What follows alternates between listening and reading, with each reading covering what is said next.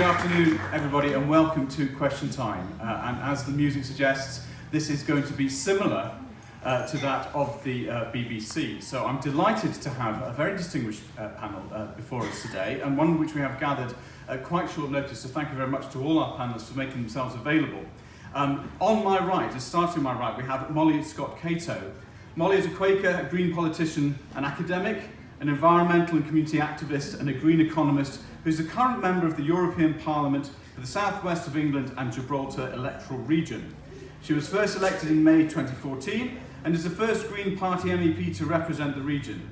From 2012 until her election as an MEP, she was Professor of Strategy and Sustainability at the University of Roehampton. Molly speaks to the Green Party on finance and the EU and is known for her work in the field of cooperative studies. She's published on green economics, localism and anti-capitalism, and has contributed to works on risks of nuclear power, the use of which she strongly opposes. Ladies and gentlemen, Molly Scott-Cato.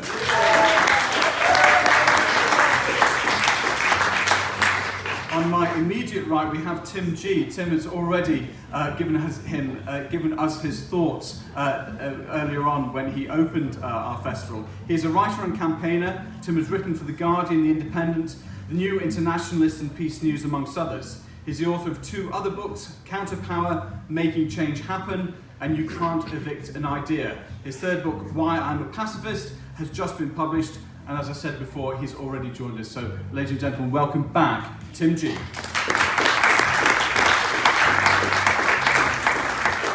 On my left, a very familiar face to the local community, we have our local Member of Parliament, John Penrose. John is our local MP, being the Conservative Member for Parliament for the Western, Wirral and the Villages constituency. He was first elected in 2005 and previously served as a Parliamentary Under-Secretary of State at the Department for Culture, Media and Sport, and more recently as Lord Commissioner of Her Majesty's Treasury. And since 2018, John has served as Minister of State to Northern Ireland. Welcome, John Penrose. Next to John, we have Dawn Parry. Dawn is a parish councillor representing the nearby parish of Banwell, where she's announced a shift in her politics from Conservative to Labour, so I understand. Some years ago, correct? Outside politics, Dawn is a businesswoman, a film producer and a serial entrepreneur, having invented the solar-powered backpack. She's currently involved in setting up an educational foundation in Gambia. Ladies and gentlemen, Dawn Parry. And last but by no means least, we have somebody who's representing the SIGCOP board in the form of John Coase. John is, has had a career in the construction industry where he's been a civil engineer, but most recently he's specialised in mediation and the use of mediation in the professional context. John, very warm welcome to you. Thank you for joining us. Okay, so we'll go on to our first question. This is one that was submitted by one of our lower 6th pupils, so they're not here today, but in their absence, here is the question. Has there ever been a time in regards to your job where it was impossible to agree to disagree because you felt so strongly about something? And if so, what was the final outcome? Now, given that our theme is about conflict resolution, has there ever been a time in your professional career where you found it impossible to agree to disagree? Molly, would you like to start? Yeah. I did see this. I did see the question in advance, unlike question time, and it actually really got me thinking. And I couldn't really quite get to the bottom of what the question meant, because it's the nature of my work that we disagree all the time. I mean, that's the nature of politics. It's about conflict. And I think in recent times, especially during the EU referendum and afterwards, what I found difficult is not to agree to disagree, but to actually treat with respect people who I thought were lying and really causing a lot of damage in our politics. And of course, because I work in the European Parliament, I came across quite a lot of those people. And actually, there was a stage when I couldn't even share a lift with some of the UKIP MEPs, I've got to say. And as a Quaker, this was actually quite painful to me, because I want to always be open to everybody. And then one of them actually launched a sort of what's the thing? He accused me of harassment anyway, and launched a complaint against me, which was quite strange because he's about 6'4" and very large. Anyway, so I where this ended up was, I saw him on the Eurostar one time, and I forced myself to say, "Hello, Bill," like that. And he said, "Hello, Molly." And I felt that was the best I could do in terms of conflict resolution. Because I think the point about democratic politics is we all respect each other, but we all abide by certain standards. And that means not telling lies. It means not basically just trying to abuse the other person. And, you know, basically meeting the minimum standards of democratic behaviour. And I don't think those are always being met in our society. And to me, that's really problematic. So, yes, I think we agree to disagree every day, because it's the nature of politics that people choose different parties. And the reason we have politics is that we resolve our difficulties through negotiation rather than conflict. And in the European Parliament, you get exactly the same amount of power, speaking time, positions on committees, and all those things as you got votes in the election across Europe. So it's incredibly fair and democratic.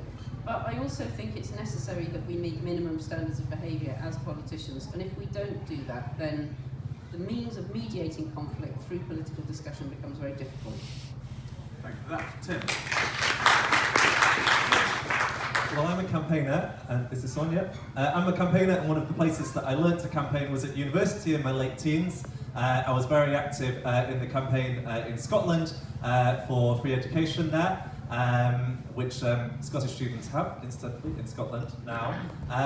But when I was in my late teens, there was somebody who stood for the rector position at our university, and his name was Boris Johnson. And we had a question amongst those of us who were campaigning for free education. Do we want somebody as rector of our university who is against free education and who would want to increase the tuition fees when we're actually trying to get rid of these tuition fees in the country that we're in? So I spoke this morning about violence and finding alternatives to violence. We obviously weren't going to be violent about it. But there is in the UK a system for non-violently doing something about it if you disagree with each other, which is to engage in an election. So there was an election for this rectorship. A local, relatively little-known Green member of the Scottish Parliament, who, as it happened, was a Quaker, stood and won by a considerable majority. So I think being peaceful doesn't always mean agreeing to disagree and just getting on with it. I think being peaceful and non-violent can mean engaging in conflict, but doing it through the non-violent systems that we have, such as elections. Well, it may be that this country may be having an election about whether or not we want Boris Johnson as our head. So there might be something that could be learnt from what we did 15 years ago. Thank you very much for that.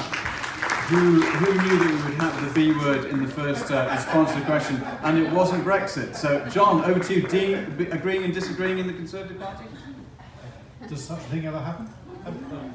I just want to pick up on what Molly was saying, because I think it's absolutely right that the very nature of democratic politics is that people disagree all the time, and particularly for politicians, you debate all the time with people who, no matter how hard you try, don't necessarily agree with what you say, and you may persuade some of them, but you won't persuade all of them, and so therefore conflict is kind of inevitable, and you've got to be as courageous as, I think it was Theo's wonderful poem earlier on, was talking about don't wait.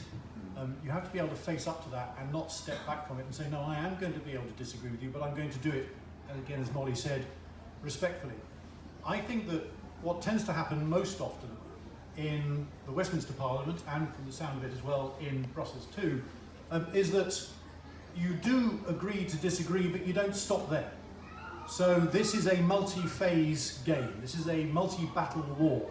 And if I lose this vote today, if I lose that argument tomorrow, most politicians, if they are worth their salt, if they have fire in their belly, if they are, like Theo, not prepared to stand and wait, they'll say, all right, well, I may have lost this one. What am I going to do? I'm not just going to go, all right, and give up. I'm going to come back and have another go tomorrow. I'm going to sharpen up my arguments. I'm going to recruit more people to my cause. I'm going to get more people following me on Facebook so that I have more heft, I have more weight in a democracy to try and win this argument. And I think that's the peaceful answer, that's the democratic answer.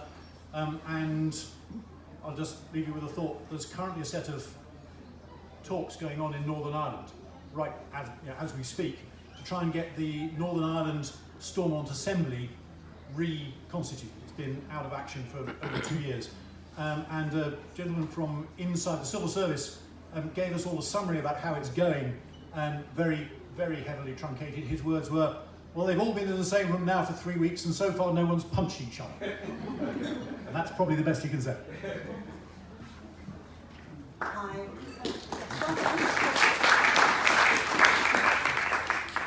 I took this question to mean something slightly different, actually. I took it that it's not just about agreeing to disagree. My take on this was, what happens if you cannot agree to disagree, ultimately? Because there are many things that, for me personally, two in particular, and one is within my professional life, and one has been within my political life. And on the political front, which is why, thank you for mentioning it, that I was, in fact, some years ago a Conservative, and I left several years ago. And I could not agree to disagree, or agree with anything, because it pained my conscience, and I wasn't able to sleep at night, agreeing to things that were political policy and so on, that I honestly, genuinely felt were not actually for the good of the people, and was something that I could not live with. And so I took quite a kind of a heart-wrenching search and journey, and changed my political path. And I did get a great deal of abuse, both from the Conservative Party and from many, not from you personally, no, but from many, many people, because people can be so strident, and you know, people can be so tribal and genuinely believe that only their view is the right view. And this is why we do have to sometimes, very often, agree to disagree, because unless we can do that, we will never ever have a sentient world that goes round peacefully. The other thing, if I might just quickly add this one, is that on a work front, on a professional front, very recently I had a situation, there were 3 of us in a joint business partnership. And going back to what Molly was saying earlier, when you work with somebody who doesn't respect the same values that you respect, doesn't wish to share in the same costs, for example, lies to you when you catch them out lying and things like that, there comes a point where you have to walk away, because unless you do that, and unless you can be brave enough to do that, your business will fail, and the people around you for whom you've put so much energy and hope into for a better future, whether it's professional, whether it's politics or whatever, will fail as well. And I think that we have to be quite brave and move forward and take steps and decisions that stop the rest from sinking.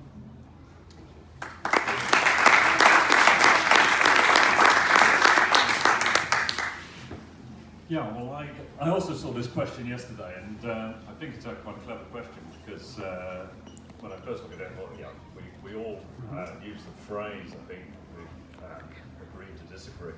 But the question, of course, is when we can not agree to agree to disagree. So I think the key, obviously, in many cases, I mean, certainly in the commercial world, it's you could take the stance of agreeing not to disagree, but it doesn't get you anywhere. You have to close out. If you've got a dispute or something, you need to close it. So you have to. So that would just be the easy way out, and then you would be leaving a lot of unfinished business. So I think. And of course, the key thing then is of course to battle on, and you have to get to a point where you can agree. You may ultimately come to a conclusion where you all disagree with it. But so I suppose that's some form of agreeing to disagree. And certainly in mediation, when I've run mediations where a successful one is when at the end of the day or at the end of the week or whatever it is, however long we take. That everyone goes away a little bit dissatisfied, but you've all agreed that that we can agree to this settlement. So I can't actually picture a scene where you did not agree to disagree, apart from the fact that you're not allowed to do that if you're going to settle a matter, and that's certainly our objective in all of these, in all the cases I've been involved in. Thank you very much. Thank you very much for that, panel. We've got a question now from our audience, and this is coming from David Whiting. So, David, would you like to share your question with us? Thanks, everyone. I'd like to know whether the panel thinks there is any moral case to be made for Britain's retention of its nuclear weapons. Sorry, it's a complete change of direction in terms of question. Okay, here we go. So, any moral justification for retaining nuclear weapons? Tim, would you like to go first on this one? I don't think there's any moral case for retaining nuclear weapons. If they were ever used, they would kill an unconscionable amount of people. The amount of money that we spend on them could be spent on other things. One of the things I didn't say earlier is that I would consider austerity to be a form of violence. There are literally people dying because of the cuts that are being made in some public services. Some of this money is being spent on Trident instead. I think, I'm not actually totally convinced that the current nuclear weapons even work. They're very old. It would appear that they've been very easy to hack into, and that's a concern as well, both because of the amount of money that's being spent on it and because of the possibility of a mistake. So I think there's no moral case for it, and there's a very moral case for the idea of we can't spend that money on everything, and people sometimes try and spend that money on everything. But I think there's a very good moral case for spending that money on something much better. Thanks for that. I think that the moral case for any weapon is something which is very narrow and gets narrower when you get to weapons of such huge and dangerous destructive power as nuclear weapons. But even though the thresholds have to be passed to make it a moral choice are very high, there are also some practical and pragmatic factors that you've got to consider as well alongside, not instead of, but as well as the moral ones. So traditionally, if you're looking at any weapon system, it needs to be something which can be used in a just cause. That's where we get the concept of a just war from.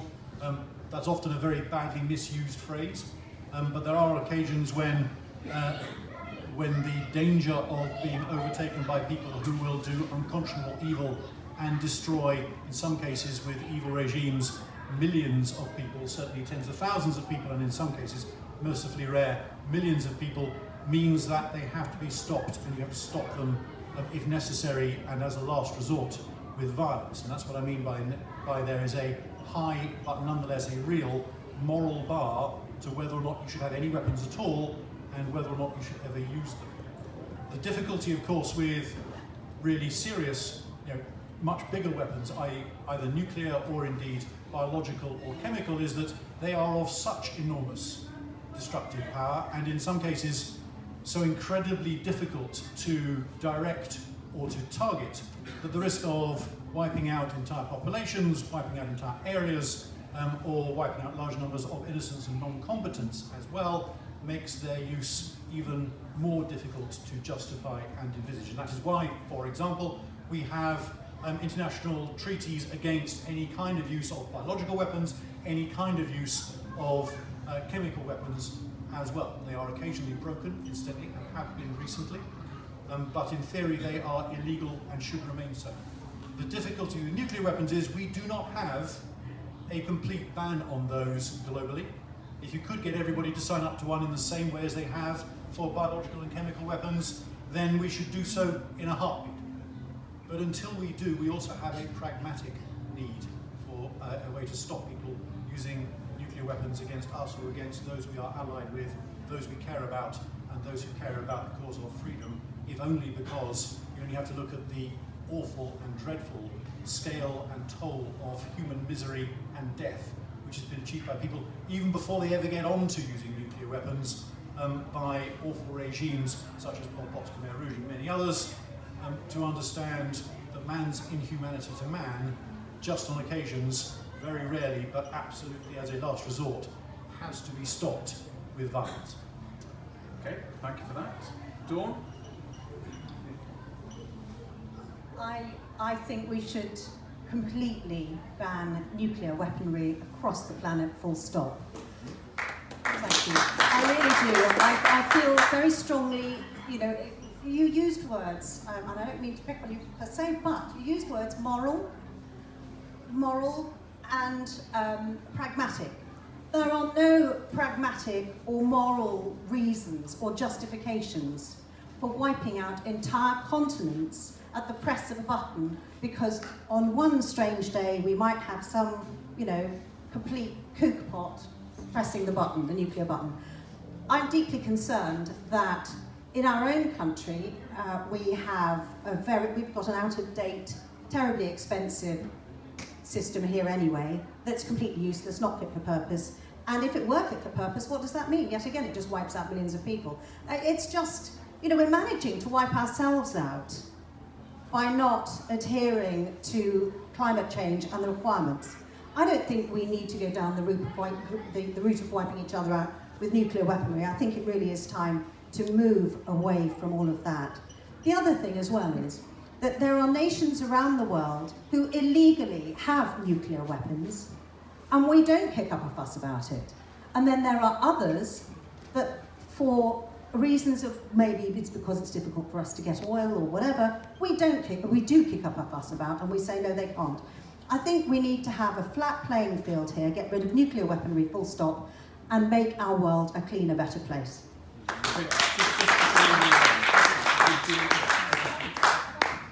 Just to say, I think we agree about the multilateral thing. I think we should, if we could, have a legal banning of nuclear weapons. The problem is, how do you get from where we are today to there? But beyond that. Okay.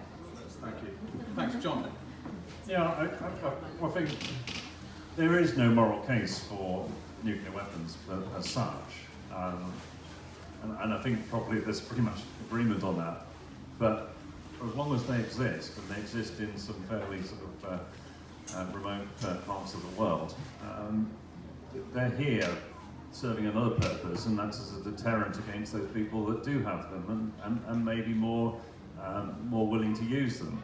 So I think there's still a question. I mean, I think we'd like to say that the United Kingdom is a world leader in sort of, let's say, doing things right, and us not having nuclear weapons is not going to help the situation over the world.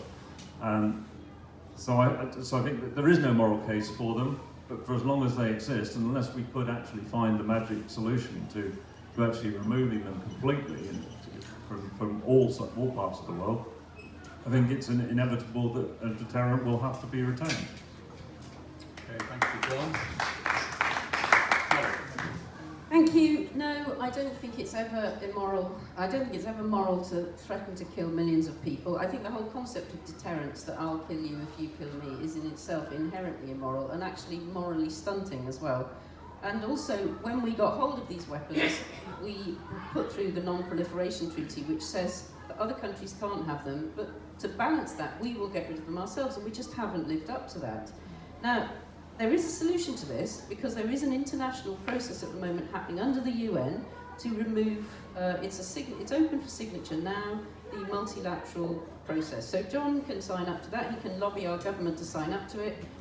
So when people say they're multilateralists, my question is, well, why aren't you working with the UN then? This process is underway, the ICANN process it's called, it won the Nobel Peace Prize a couple of years ago, so there is an open process for multilateral disarmament. But what you notice is that the countries that have nuclear weapons are not participating in this. And that's actually why I went onto the airbase in Belgium and got arrested, to draw attention to that fact, that there was this massive hypocrisy. People who say we need these nuclear weapons, oh, but I'll get involved in a multilateral process, but they are not getting involved in that multilateral process. And please, here's your MP so you can lobby him, but please also lobby the government that if people believe in multilateral disarmament, that has to mean something, not just, oh, well, there's no way of doing that. There is a way of doing that, and our country should be signed up and should be working with that. As you know, Quakers arose from the Civil War, and the conclusion of George Fox and many others was that war had not solved the problems. War is not a solution to problems. And I think we can see that very clearly in our world today, whether we look at Iraq, whether we look at Syria, Congo, sadly, I could go on and on with that list.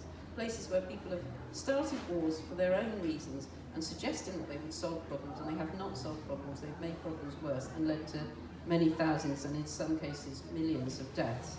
So in terms of nuclear, it's very clear that nuclear weapons are not a way of defending us against the threats we face today. We're facing multipolar threats, we're facing cyber threats, we're facing unknown threats from all sorts of terrorist threats, And we need to invest in defending ourselves against those threats, not some sort of mythical single enemy that we can point our nuclear weapons at. This is an outdated way of looking at defence, and even Michael Portillo, former Defence Secretary, agrees with me about that. The reason we're hanging on to our nuclear weapon and why we'll renew Trident is to keep our seat at the Security Council, so we can have an unfair share of power in the world. I think we have to get used to our size and strength in the world and negotiating with others to make things happen, rather than using our nuclear weapons to get us an unfair share of power. Anyway, I wanted to finish on a positive note, because I launched a report in the European Parliament by the Quaker Council for European Affairs, and it was about how to make peace, how to go into conflict zones and make peace. And it's a tremendous report. It's not a report really, it's a manual, because it's a practical Quaker kind of thing about how to actually do this in conflict zones by people who have done it. I think we should be investing in making peace, not preparing for war. But I also wanted to say, because I'm going to talk about Finland as much as possible, because in Finland the Greens have just got into government with others on exactly the same proportion of the vote that they get here, but a fair voting system. And so the Foreign Minister of Finland is now a Green, and he's somebody called Pekka Haavisto, and he came to the Parliament and launched that report. And so please follow what he's doing, because I hope there will be a significant improvement in terms of how we Europeans think about building peace and preparing for peace rather than preparing for war. Thank you. Thank you very much for that. Thank you for that. Thank you, David, for your question. I wonder how comfortable we feel about the prospect of the nuclear codes being in the hands of Mr. Trump and potentially Mr. Johnson. That's maybe a question to come back to at some point in the future. Okay, we've got some questions who come from our Year 9 students. So I'm going to kind of fire these out at you and ask for maybe some reasonably brief responses, if I may. Is it hard to do your job? John, I'm going to ask you to do that one first. I think that possibly lies with you. Some days a lot more than others, I think, is the answer. MPs have bad days at the office and good days at the office. On occasions it's incredibly hard, notably when you're talking about either the Conservative Party's leadership or indeed the B word, Brexit, but also just on occasions you help people, and that makes it worthwhile. Jolly good. George, what about you? Hard to do your job? Well, it depends which job. Can I use one job in particular? Since this is a kind of a political forum at the moment. One of the things that is making my job a little bit difficult to do as a school governor in a local state school is the cuts, the level of cuts that have been put forward. Unfortunately, it's so immense that, and a lot of them are because the DWP have altered their goalposts very recently and consistently recently. But we now have quite a lot of children who no longer qualify for free school meals, and the parents cannot afford for their children to have that one hot meal a day. And that I find deeply difficult to deal with on a personal level. And so through our parish council, we're trying to find backdoor ways to raise funds in order to provide school meals for these children. And that's quite a heartbreaker. John, hard to do. I can't imagine being sick of governor's a hard job, but there may be other aspects to it that are a little bit more taxing. I perhaps won't go on to the governorship job, but no, I think it's. I think I'm very fortunate. I do a job I enjoy, and I think I certainly feel blessed in that. It must be very hard. I think perhaps if you have to do a job that you really hate. And I'm sure some people do have to do that, but hopefully they can find something they do like. For me, the job has its good days and bad days, but I'd like to think it has more good than bad. And certainly, if you can achieve something in the day, then I find that there's a lot of pleasure to be had from that. So, as I say, I feel very blessed in that respect. Fantastic. I'm going to change the question and change to the other side of the panel. Do you get a lot of hatred? Tim? Yeah, I mean, I think I first learned about campaigning, although I didn't realise that's what it was when I was at school. I mentioned before I wasn't sure whether I was gay or straight or something else. It turns out I was straight, but a lot of my friends were gay.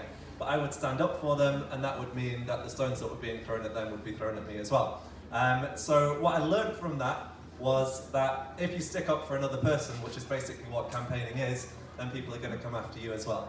And that is hard, and I'm not going to go into any details of examples of that, but one thing I will do is plug Amnesty International in the corner, because that is, like, all around the world there are human rights defenders standing up for human rights, whether they're directly affected by the issue or not, and governments and corporations are coming after them, and we need organisations like Amnesty International and others to stand up for them, because it is hard.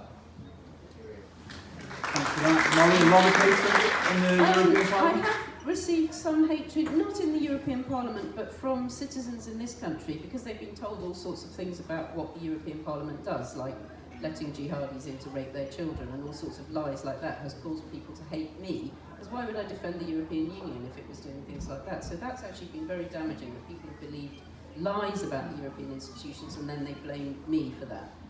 That's where the death threats to MEPs come from, actually. But if I can answer the other question, I find being a member of the European Parliament uses absolutely all the energy I've got, physical, mental, emotional, spiritual, at every level that I have. I'm completely exhausted by the job.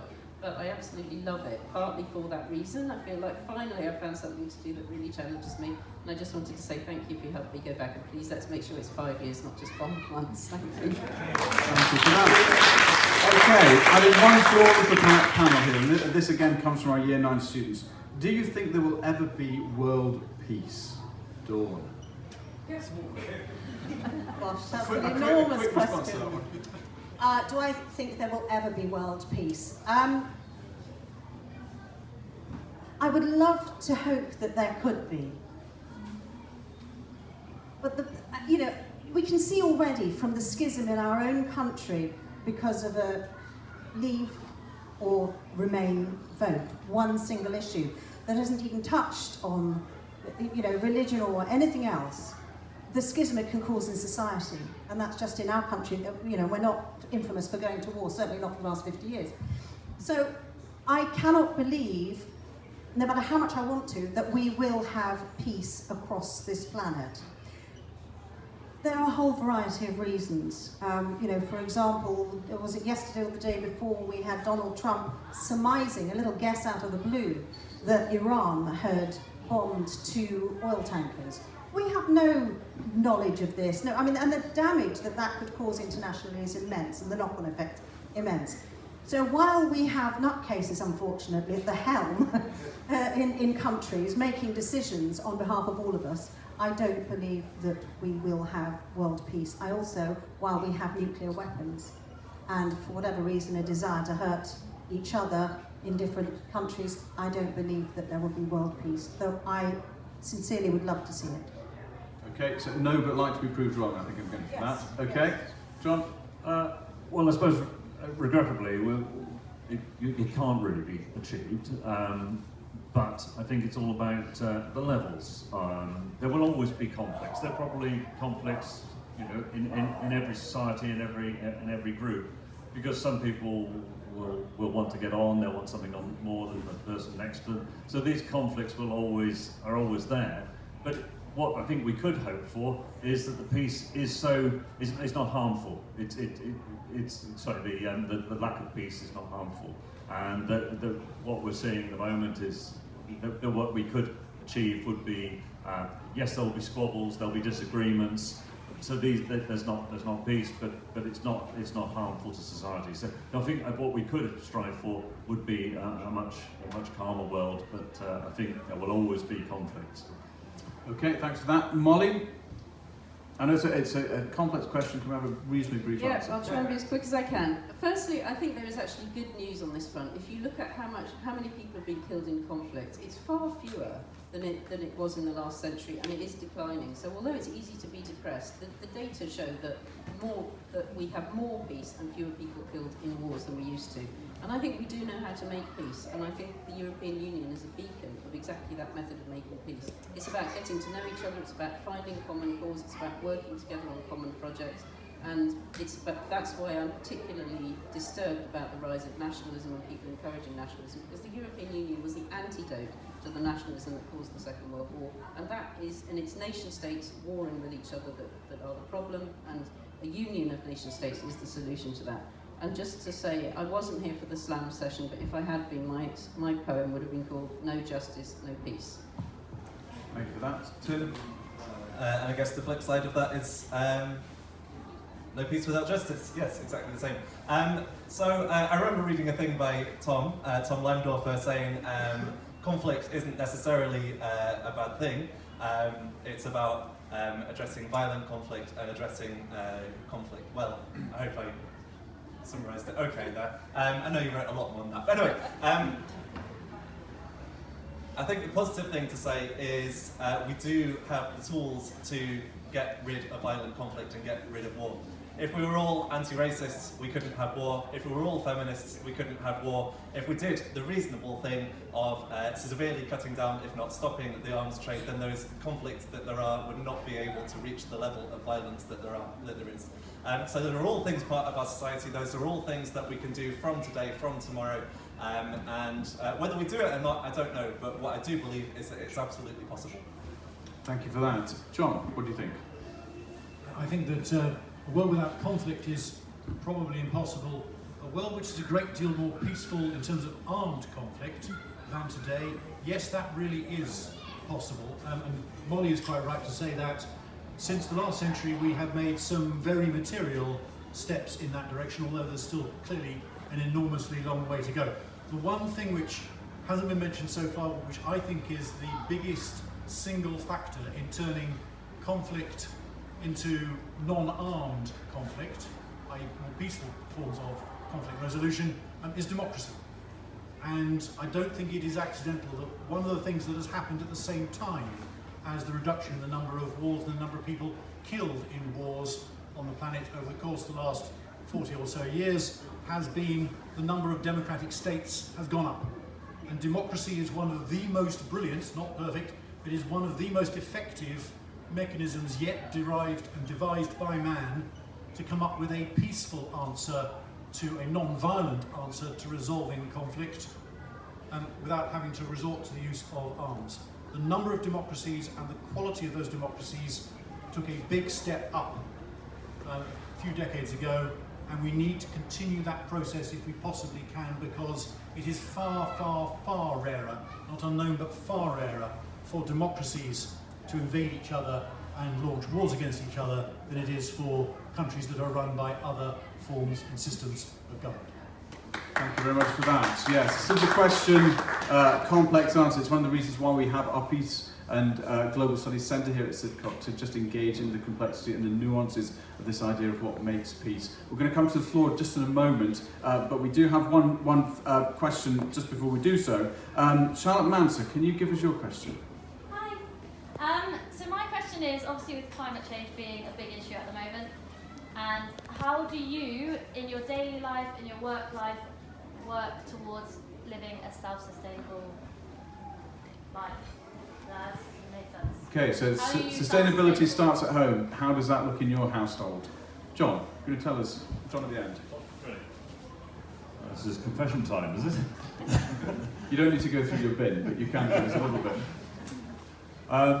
Well, I think we've all got a lot more conscious of this, and I'm sure I don't know any figures, but I'm sure our energy use is substantially less than it used to be.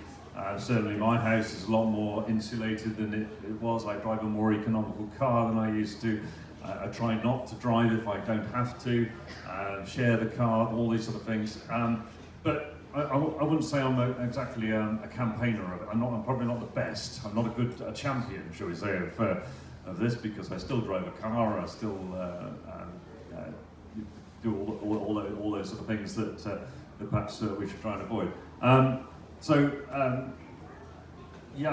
It's but I think we are all moving in the right direction. There are definitely more and more things happening. In fact, recently I looked at talking about cars. I tried to look. I thought, the next car's going to be an electric car. And I actually went down this road and realised that it's just not ready. I was all set to buy one, but I mean, you're going to pay twice as much money for something that is only going to take you half the distance. So it really, I look forward to it. Maybe I think it's going to be the next car. So we are moving in the right direction, but it's got a fair way to go yet. Thank you for that. Dawn, how sustainable is your life? Your lifestyle. My lifestyle. Life and life. Well, hopefully my life is made you self-sustainable. I keep breathing, my heart keeps beating. But anyway, no, with regard to the way that I personally live my own life, I feel I recycle a great deal. But I also, those of you who know me quite well, I also make lots of homemade wines, all different varieties. I've got chickens, I make heaps of homemade everything I can with eggs. My poor husband over there is sick to death of omelettes. But there are lots of things that we can actually do that I believe are not just new and shouldn't be regarded as new. Historically, and I don't mean hugely long ago, we would go to shops and you'd take a bag or you'd use a paper bag and you would have, they were called scoop shops, I don't know if you remember them. They then became health food shops where you could buy grains and rice and oats and all sorts of things like this. And amazingly today, Waitrose last week suddenly announced, we're doing this fabulous green thing. Bring your own containers and fill them up with scoops. Well actually we used to have this. This is something we did all the time, it's an old thing. You know, we used to have Corona pop vans and things like this. The milkman would turn up, you'd have your milk bottles, you'd put them back out the next day. We used to recycle a great deal and we don't today. So, what I'm trying to explain is that in my little life, I do recycle as much as possible. But a lot of us here, we do live out in the sticks. So we don't have bus services. And even if we did, could we make the 8 or 9 little journeys that we needed with the buses? Maybe not. And we don't have trams and all this sort of stuff. Electric cars even, that's going to be hugely expensive. Well, firstly, they're expensive to buy. Most people can't afford them. Secondly, and I saw something very interesting recently about electric vehicles, nobody knows the resale value because they don't know the reliability of the battery of the second time around. No, Tom's saying no over there. I don't know, but this is something that I saw a documentary on just recently. And it is quite interesting because if you are going to put thousands and thousands of pounds or take a loan out to buy something, you actually want to feel much more secure about it. So I would love to see things like that come on in leaps and bounds. But I also believe on a day-to-day platform that we can all live far more sustainably just by, you know, doing really, really simple things and remembering, you know, not to throw bits of plastic away. In fact, a friend of mine, she makes out of strips of plastic, any old plastic left over, and bits of magazines and things like that, she makes the most beautiful jewellery. And it's made with glue, and she rolls them up into beads and threads beautiful silk ribbon through. So there are things we can do that are creative and artistic and resell from them too. Super, thank you very much. John, how sustainable is the Penrose household? Moderately sustainable, but like all of us, I suspect here, probably could be a bit more so. So the single most important thing which I suspect almost anybody else in this room can do is to be much better at insulating our homes. It's unglamorous, it's not all the new battery technology and all the other bits and pieces which everybody goes on about on the TV and on the radio, but actually as a personal thing which most of us can do, it's one of the single most effective things that any of us can do. And like everybody else here, I'm sure my loft insulation is now 3 times as thick as it was and the windows are better insulated and all that stuff. That remains still one of the most fundamental things that any of us can do. At work, there's quite a lot more which I'm trying to do, and a number of us are trying to do, but other people are even better at it, which is just to try and change the country's laws so that it allows some of these exciting, important, ultimately vital new sustainability technologies to take on faster. Most of them are still being developed, but things to do with battery technology, things to do with electric cars. You can't have electric cars unless you've got an effective charging network, for example. Changing the rules around what, for example, are used by the .com delivery vans that come to deliver lots of people's groceries. Why aren't they electric, for example? There's a huge amount of the extra miles that are driven on Britain's roads at the moment, which are caused by white van man and woman delivering things rather than you and me necessarily driving all those extra miles, although we are doing a bit as well. So there's a whole series of legal changes to allow the new technologies to come on board to enable us all to be able to change our behaviours in a way which won't cost an arm and a leg, so we can all do this in a way which makes our lifestyles and the planet more sustainable, and to do that in a way which uses all these interesting new technologies in a way which therefore is modern rather than taking us backwards. We all want to move forward at the same time. Thank you very much for that. Tim, what about your household? Sustainable? I'm thinking yes. Well, I am vegetarian, I don't drive, and I've never taken an internal flight in Europe in my adult life, but I don't think that any of that matters to anybody except me, because different people are in different situations, and ultimately what we need to do, even beyond arguing about which targets are important, what we ultimately need to do is to keep the fossil fuels in the ground that are currently being exploited. Right now, Greenpeace are occupying a BP oil platform very close to the UK. A few years ago I superglued myself to the Royal Bank of Scotland when they were investing in tar sands in Canada. They did actually pull out instantly, not just because of that protest, but we were part of a protest that made them do it. I've been part of the divestment movement, so I was part of getting my local council in Southwark to become, at the time, the biggest public body to pull out of fossil fuels. I'm very happy that many much bigger institutions have pulled out of fossil fuels in the short time since then. But maybe the biggest thing I'm going to do is on the 27th of September I am going to join the first global general climate strike. I am not going to go to work and I'm going to take to the streets instead, and I hope that you will too. Hurrah!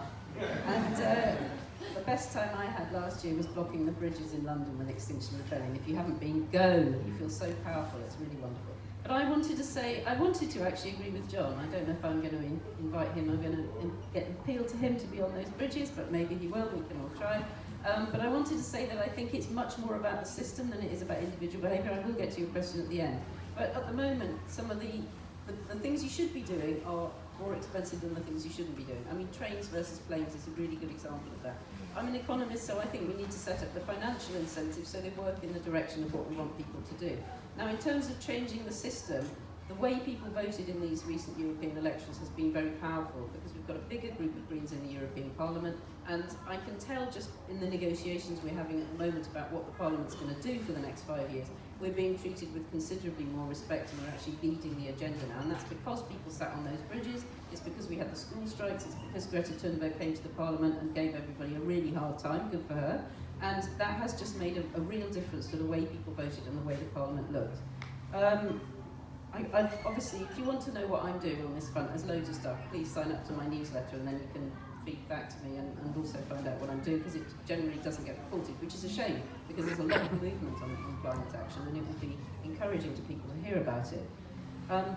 So I also don't drive. I borrowed a car club car to get here today because I know what public transport is like getting here.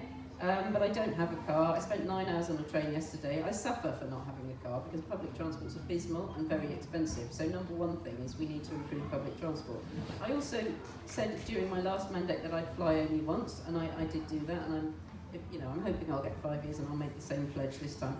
The worst thing any of us do is flying, and if there's anything you can change, that's by far the most important thing. It's far more energy intensive than anything else you do. And even though changing your diet's important, it's a marginal change because you still have to eat. Personally, I eat too much. I also still eat meat, although less meat. But as the MEP for South West England, I think I can justify eating some meat. I think I'd be in trouble if I didn't. But also what I would say we need, John talks about home insulation, but we need poor people's homes insulated. That's why the Greens say we should have a Green New Deal, which includes much better infrastructure, much better public transport, getting the electric points sorted, but also free home insulation for the poorest people in the country. It's just a win-win-win, less emissions, poor people not dying of cold in the winter, creates jobs in every community. So the politics is much more important than what we do individually, but if you're somebody like me, you also can't afford to be a hypocrite. Thank you for the question, anyway. That's a great question. I think we're trying our best in this festival to be as sustainable as we can. We've got some eco-bricking going on, and also as a school we've moved to our meat-free Monday. So we are kind of bit by bit doing our what we can to make things a bit better. And I have to say that in the Kilpatrick household, the best advocates for recycling sustainability are our children, because they always keep us right when we get it wrong. Okay, we've got a couple of minutes left, and I'm conscious that it might be an opportunity to ask the floor for a couple of questions, and the panel have very bravely agreed to take that. So is there anyone who would like to ask a question of our panellists? Alistair, you've been bursting for the last 10 minutes. I want to address this to John Penrose, of course. Bearing in mind, of course, it's his great school. My father was a conscientious objector, so we come from that sort of point of view. It seems like that your attitude is the opposite from, I think, Stalin said, the death of one person is a tragedy and the death of a million is a statistic. But what you said, we want to get rid of the millions, but it's okay to kill one person. Now, also you mentioned the fact that democratic countries can contribute to reducing conflict in the world. But look what our arms industry does it sells weapons to Saudi Arabia, and there are supposed to be these little checks that says you don't use them for killing those people, it's all right to kill those people. Okay. Answer, can I draw into your question? Well, my question is, how do you defend that? Is what point of view? Thank you. I think I would start by saying that I didn't say, and nor did I mean to imply, that my position, or indeed most other people's position, I think, would be that it's a terrible thing to kill millions, but it's okay to kill one. That is certainly not what I think most people would say at all. What I think most people would say is it's a terrible thing to kill millions. It's also terrible to kill one, but killing millions is even worse. And I think there is we're talking about degrees of moral awfulness here, but we need to start to try and save lives through conflict resolution wherever we can, and if we can stop a major war, then we absolutely should, or at least reduce its size. I'm not trying to say that small wars are good, they clearly aren't, but if you've got a choice between a major war and a small war, you will try and reduce its size, you will try and reduce its lethality, and I think that is the morally correct, justifiable and decent humanitarian thing to do in pretty much any circumstance that I can think of. So you are right, so to say, that this country is not perfect. No country, no society in the world is perfect at all. But my point about democracies is that democracies are, on balance, more peaceful than non-democracies, and the reason why is that democracy is one of the best, not the only, but it's one of the best ways of coming to a non-violent solution to conflict that mankind has yet invented. Doesn't work every time, and I'm not trying to pretend that it's perfect either. I think Winston Churchill said democracy is the worst possible system of government apart from all the other systems that have ever been invented. So it's not perfect, but I still think that it's better than most other things, and similarly, small wars are awful, but they're better than big ones. Okay, thank you for that response, John. Thank you for the question, Alistair. I'm just looking at quite a few Cllr students we've got out here. I'm going to give you the last word. So is there any question that any of our young people here would like to ask of the panel? Don't be shy. They want the chocolate, they want home time. Yeah, go on then, Matthew, off you go. So it's been clear over the past few years that climate change is going to be a big issue for... Yeah, can you use the mic? Yeah, can you beam them up? Yeah. It's clear that climate change is going to be a big thing over the next few years for particularly our generation, and I wanted to know what people's stance is on whether we should be spending money on preventing or preparing for it. Is it unavoidable?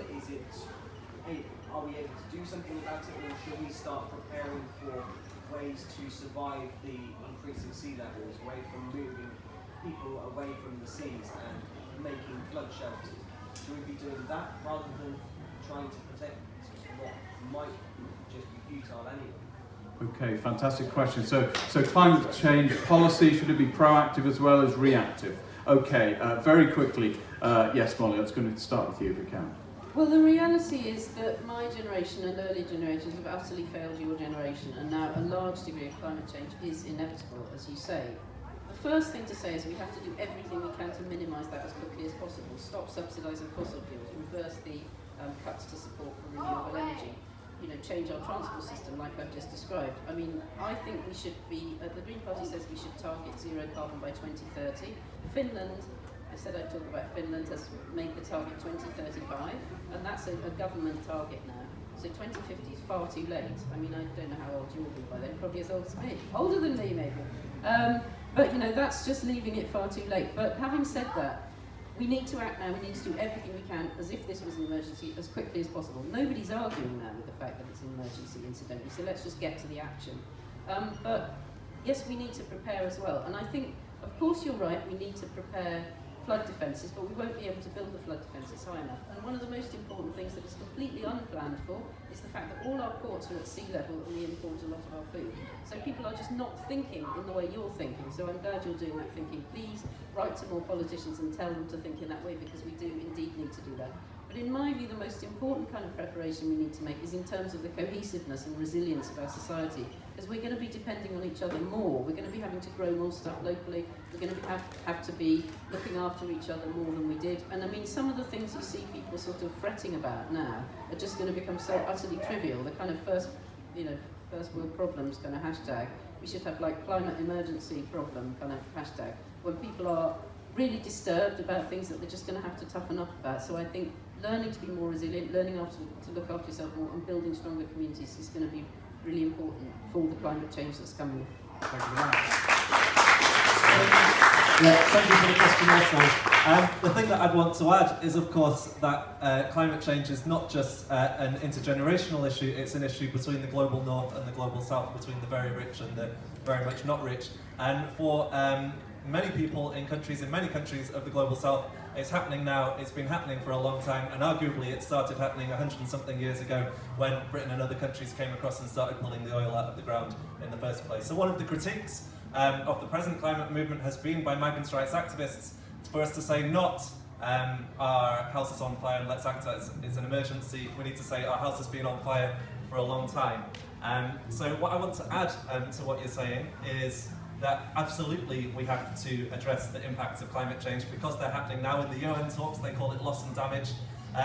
But more on a kind of more theoretical level, what I want to say is, before I talked about becoming feminist and anti-racist, but I think we also urgently need to address economic inequality as well, because this is going to hit, it is hitting poorer people in poorer countries first, it will hit poorer people in the UK first, as air quality and air pollution is already doing. So we absolutely have to do both at the same time, as well as doing everything else. But the good thing is that we have the tools to do it. Thank you for that. Tim, John? So your question was, should we be trying to prevent climate change or adapt to it? I think my answer to that is yes. We have to do both for two reasons. Firstly, we need to do the prevention because otherwise if we don't, it's going to get even worse, and it's going to get even worse at an accelerating rate. There are still things that we can do, and more particularly there are things which other countries in the world can do too, and we need to not only lead by example, but also to create the international institutions and international treaties that will allow that to happen. But, and Molly's quite right in this, we are to a very serious degree already too late.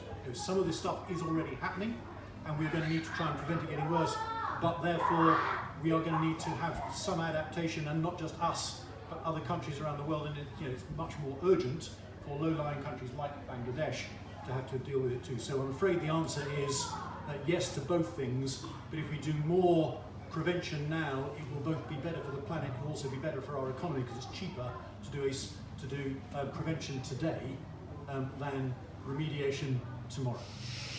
Thank you for that. Dawn? Yes and yes, obviously, to both.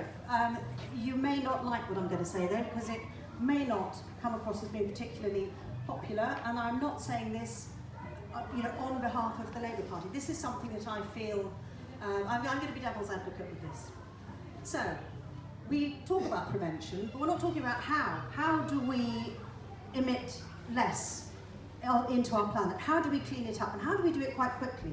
While at the same time stating that we need electric cars, we need far greater power from the grid. I don't feel that we can give up millions of acres of our land to solar farms, because again, even with those, they have a short lifespan by comparison to, let's say for example, I'm going to mention the dreaded word here, but nuclear power stations. France builds them all over the place because it actually is a very, very clean form of energy, extraordinarily clean. And it does free up a great deal of land, which means that we can grow forests across the country, at which point you start to clean up the country and our oceans and so on really very, very quickly. The only problem, of course, with solar power is that when it does go wrong, it could go wrong on a massive scale, and that is a little bit scary. But we also have the greatest engineers in the world. We still do, have the greatest engineers in the world. They just happen to go out to other countries to do the engineering technology these days. But I do feel that we've got Hinkley Point at the moment. Why not, since we can't completely decommission our power stations that we do have in the United Kingdom, why not build on those? But instead of having wind farms, which again, I know they do produce a great deal of energy, but not at the levels, considering the increase in population that we're undergoing in this country at the moment. I don't believe that there will be enough wind power and solar power in order for us to be able to provide the amount of energy long term that we need, guaranteed day in, day out, in order to even have cars. Sorry, somebody wants to come back on that. Can we just have John, and then I'll hand back to Molly just briefly. I just wanted to say really that I think this isn't a new problem. It's been a problem that's been around for an awful long time, and I think we've made some fantastic progress. So I don't think we should beat ourselves up. Today we produce enormous amounts of renewable energy. Yes, okay, there's things like nuclear is very controversial, but we've all been using it for the last 40 years. It's served us well. And I think there's a lot more room for improvement, and I think certainly with all the right guidance, particularly from government, I think to ensure these things happen, we are making some fantastic improvements. Having said that, a lot of the damage has already been done, and we can't undo much of that, and therefore obviously preparing ourselves for the effects of that. So just the one last plug, I suppose. Maybe you should be a civil engineer. Okay, thanks for that, Molly. Just very quickly in response. Three very brief things in response to Dawn, because I want you to be positive about what's happening with energy. Really exciting, the expansion of possibilities of renewables. The National Grid say they're ready for zero carbon by 2025. So that's amazing, the advances that we've made with that, and that takes into account changes in demand.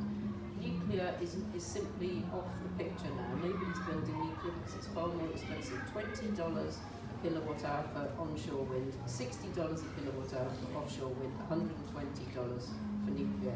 So it just can't compete, and we're not going to be building any more of that, regardless of whether it's safe and what the pollution does to your body.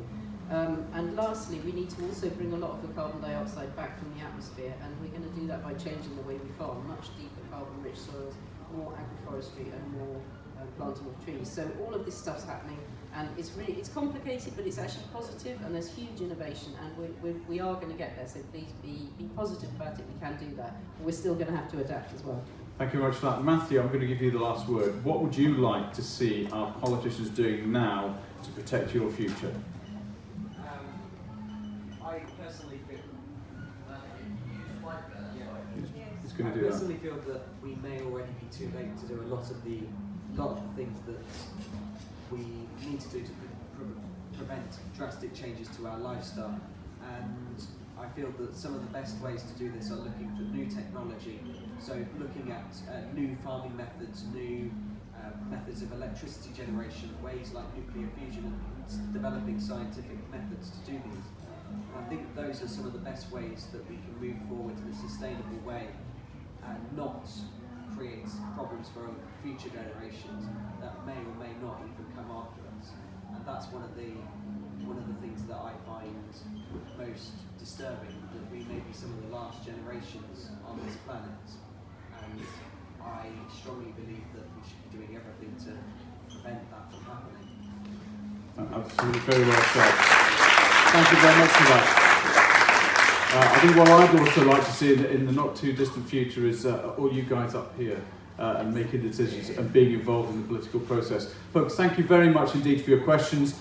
Thank you very much for rounding off, which has been a really thoughtful and hopefully inspiring Festival of Peace here at Cllr. Can I thank our panellists for giving so generously of their time this afternoon, to Molly Scott-Cato, to Tim G, to John Penrose, to Dawn Parry, and to John Coates. Thank you very much indeed for joining us.